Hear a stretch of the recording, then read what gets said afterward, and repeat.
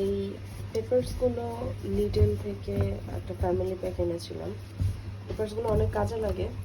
এটা যদি আপনি ফ্রোজেন করে রাখেন তাহলে পরবর্তীতে যে কোনো কাজে ইউজ করতে পারবেন, আর যদি এইভাবেই রেখে দেন ফ্রিজে তাহলে হচ্ছে এটা বেশি দিন ভালো থাকে না, নরম হয়ে যায়, নষ্ট হয়ে যায়। যেমন আমারটা একটু কয়েকদিন হয়েছিল, দেখেন কোনটা যেন, এইটার নিচের দিকে দেখেন নরম হয়ে যায়, অলরেডি নষ্ট হওয়া শুরু করেছে। তো আপনারা এই সিস্টেমটা ফলো করতে পারেন, একদম ধুয়ে তারপরে কেটে আপনাদের পছন্দ অনুযায়ী সাইজ করে সেটা আপনারা ফ্রোজেন করে রাখতে পারেন। এটা আপনারা পরবর্তীতে যে কোনো রান্নায়, ফ্রাইড রাইস, চাউমিন, পাস্তা, যে কোনো ধরনের কাজে আপনারা ইউজ করতে পারেন। আর আমি আপনাদের প্যাকেটটা দেখিয়ে দিচ্ছি, লিডলে পাবেন। এটা খুবই কম দাম, এটা ফ্যামিলি প্যাক। এটার মধ্যে মাঝে মধ্যে গ্রিনটা থাকে, যেটা ক্যাপসিকাম বলি আমরা, আর মাঝে মধ্যে গ্রিনটা থাকে না। তো আমি এই প্যাকেটে গ্রিনটা পাইনি। এটা হচ্ছে যে মিক্সড পেপারস লেখা থাকবে, 600 গ্রামের প্যাকেটটা এটার মধ্যে ছিল অ্যাকচুয়ালি। তো আমি খুলে ফেলেছি, এটা ধুয়ে এখন আমি কেটে রাখবো।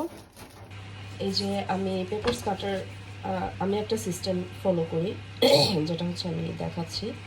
এখানে আপনারা প্রতিটা ভাজে ভাজে আপনারা ফার্স্টে নাইফ দিয়ে কেটে নেবেন। পুরো এইটা আগে কাটবেন না। এই যে যেমন এই যে ভাজে, তারপর এই ভাজে, ও এই আমি অলরেডি কেটে রেখেছি, এই সাইডটা বাকি। এই যে এইভাবে, এই এই যে প্রত্যেকটা সাইড কাটা শেষ। এবার আপনারা দেখেন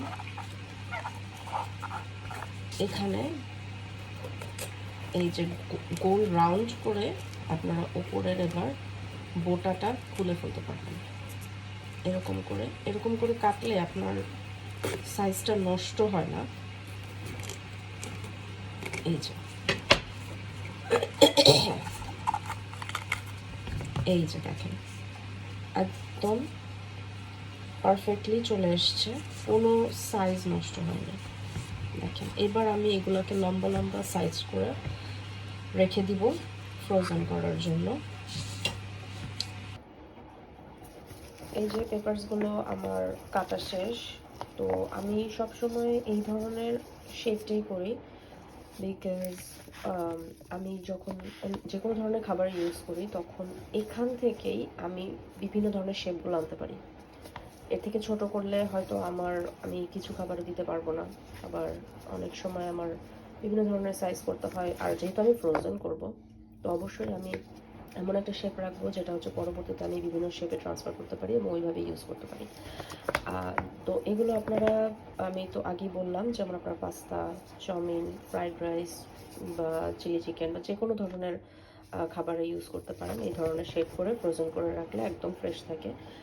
আর বিশেষ করে আরেকটা জিনিস উল্লেখ করি, যে ফিঙ্গার ফুড বাচ্চাদের যেটা থাকে দেওয়ার জন্য, এই শেপটাও পারফেক্ট বেবিদের ফিঙ্গার ফুড দেওয়ার জন্য।